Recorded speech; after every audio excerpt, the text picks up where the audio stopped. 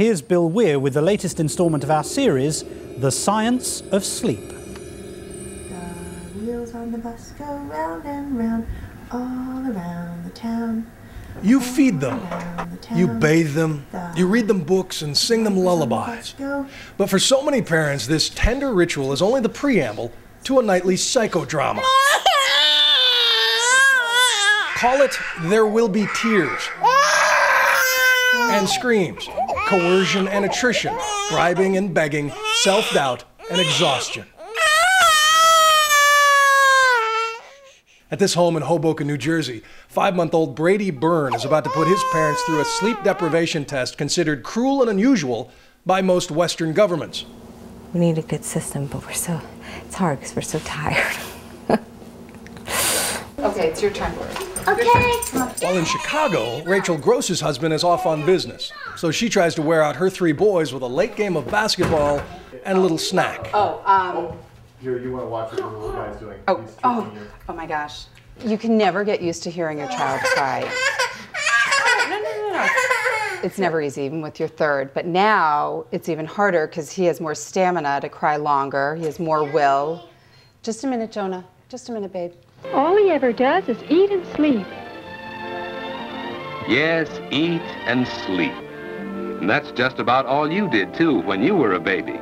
Ever since society finally admitted that children like this do not exist, the bedtime industrial complex has steadily expanded. Hand, fingers, thumb. One thumb, drumming on a drum. Along with a veritable library of reading material. Fairy tales for the kids, advice for mom and dad. The happiest baby on the block, the baby whisperer, solve your child's sleep problem. It's the last one that started it all, written in the mid-'80s by this man. When he wakes up, you're not going to be there and he's not going to have the bottle. He is Dr. Richard Ferber.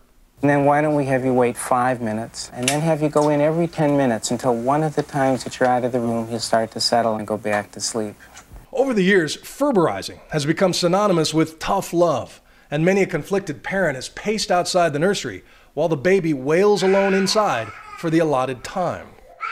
The Burns and Grosses hope they won't be using this method tonight, but within 5 minutes, the battle begins, and everyone goes in for a look. I'm going to lay you down. I'm going to lay you down. I'm going to lay you down, and now we're going to go night-night, okay? How does it feel to have your name used as a verb? Well, on the one hand, it's flattering, but I really don't like it because it's a great misunderstanding of what we try to do. I don't think I've ever recommended a cry it out method. Crying is not a very happy thing. We don't want to see children crying. We don't want to see babies crying. Ferber says the crying time chart was never meant for everyone. It's just a last-ditch method to break specific and severe bad sleep habits. An updated edition shortens the intervals of initial crying from 5 minutes to 3. For a night or two, there may be a little extra crying, and then that settles, but then the crying that was present every night is gone. And it's generally a good idea that they fall asleep under the same circumstances that they'll find themselves in at times of normal wakings in the middle of the night. But even with his clarifications, Ferber's method is still demonized by those who believe strongly in so-called attachment parenting, which includes breastfeeding on demand, co-sleeping, and attentive soothing at the first whimper of distress. But for both Catherine and Rachel, it's time to let the boys cry it out. There's nothing wrong with letting them cry it out if you want to risk brain damage. Brain damage? Yes. Harvard researchers Michael Commons and Patricia Miller say that when children are left to cry for long intervals, their little brains are flooded with a harmful hormone called cortisol. They say that over time, this hormone increases the risk of severe attachment disorders and worse. Hitler was a borderline personality. So a lot of the real, and so is Saddam Hussein. You know, it didn't take a whole lot of Saddam Hussein's and Hitler's to make our lives miserable. Well, but I don't think you want parents to believe that they're rearing little Adolf Hitlers. That's still a relatively rare event. And but you're putting yourself at risk for that. Commons and Miller base much of their theory on Romanian orphans and lab animals, creating much scientific controversy. But their suggested remedy has been used for thousands of years across most of the world: the family bed. In America, co-sleeping has long been seen as dangerous or indulgent, but renowned pediatrician T. Barry Brazelton is noticing a shift in mindset. I started going to dinner parties and asking people, well, how many of you co-sleep? And nobody, of course, would answer. And I said, now, come on, how many of you are really co-sleeping? Half their hands went up. And so I think a lot of people are co-sleeping and just don't talk about it. And they should know that it's okay? Well, I can't see anything very seriously wrong with it. And as I say, most of the world does this. The thing that's wrong with it is that we don't have an end in sight. At the moment, co-sleeping is not an option in Chicago, where Rachel tends to the older boys and Jonah cries it out. Or in Hoboken, where Dad is trying to talk Riley to sleep. Close your eyes for Daddy, okay? Brazelton advocates this method, a middle ground between the cry it out and attachment parenting extremes. He says talk to them. Are you a good boy today? Did you go to school? But don't pick them up. And as they get older, replace yourself with another form of comfort.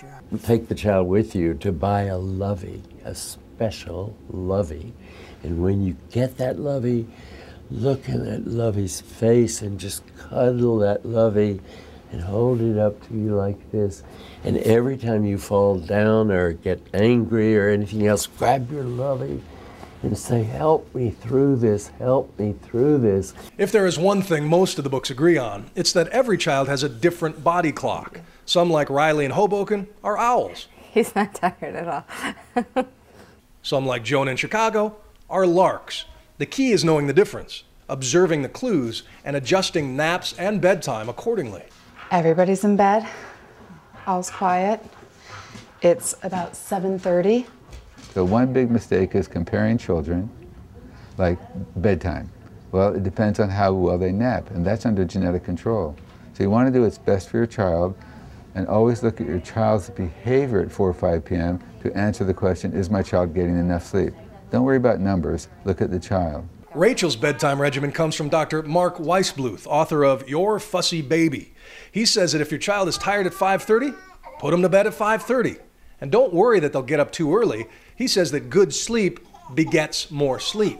So you may spend less time at night playing with your child, but there's a real benefit for the family. And the emphasis should be on the family, not the child, not the parents, but the family. Dr. Ferber agrees that parents too often force their children to conform to their own adult schedules. That people will say, you know, it's really strange. We get him all ready for bed and then he just gets new energy and starts to run around. Well, it may be strange, but that's how our bodies work. And the reason that happens is our body clock is kicking in the second half of the day to keep us awake. Good night, guys. He recommends moving bedtime back a few hours and seeing how they do, something that might work for the Grosses in Chicago. But in the end, whether you let them cry it out untouched or bring a hug in the middle of the night, take comfort that you are not alone in the quest for rest. Typically, this is how the night goes. Oh, and whatever works for the parents next door probably won't work for you. That only took 3 hours. They work. Everybody's out. I'm Bill Weir for Nightline in Boston.